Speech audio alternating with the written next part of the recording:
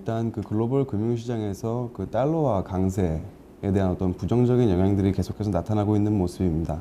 우선 어제 이제 미국장이 2% 가까운 급락을 나타낸 그 배경 자체가 그 유로존의 어떤 디플레이션 압력이 그 달러화 강세를 매개로 해서 다시 미국으로 전이가 되는 것이 아니냐라는 좀 우려가 부각이 되고 있는 것 같습니다. 달러화가 이제 지나치게 강세 국면으로 접어들면서 어떤 그 미국의 수입 물가라든지 아니면 국제 유가가 같이 급락을 하면서 결국에는 미국도 다시 디플레 압력이 높아지는 것이 아니냐라는 그런 우려가 제기가 되고 있고요. 실제로 그 채권 시장에서도 그 미국의 디플레이션을 상당수는 채권 가격에 최근에 반영하고 있는 모습입니다. 따라서 이런 현상이 계속해서 나타나게 된다면 아무래도 그 인플레 자산에 가까운 그 글로벌 주식과 같은 위험 자산들의 수익률은 상대적으로 좀 안 좋을 수밖에 없는 것이 최근 국면에서 나타나고 있는 것으로 보고 있습니다.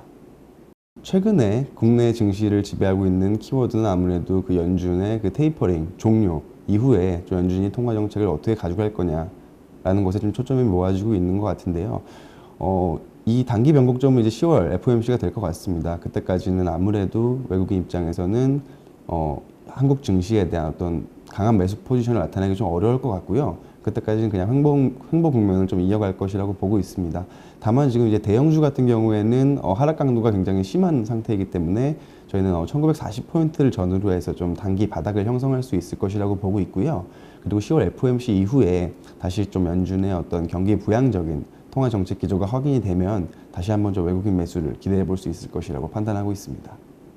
저희는 이제 지금 이제 대형주 중심의 어떤 그 단기 좀 과매도 국면에 접어들었다고 판단을 하고 있기 때문에 지금 시점에서는 대형주가 추가적으로 하락할 것 같다고 보지는 않고 있습니다. 다만 앞서 말씀드린 대로 그 통화 정책과 관련된 불확실성이 굉장히 높은 상황이기 때문에 이런 상황에서는 어떤 추가적인 매수보다는 좀 더 장의 흐름을 좀 더 지켜볼 필요가 있다고 보고 있고요.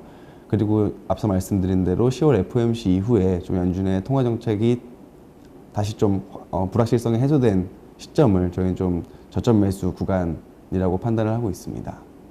앞서 말씀드린 대로 저희는 그 연준이 10월 달에 테이퍼링 종료된 이후에도 상당 부분 좀 경기 부양적인 통화 정책을 지속할 거라고 보고 있기 때문에요.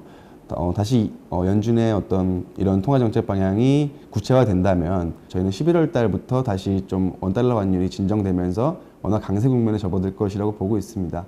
따라서 원화 강세 국면에서는 수출 업종보다는 아무래도 내수 업종 중심으로 비중을 확대하는 그런 전략이 유효할 것 같습니다.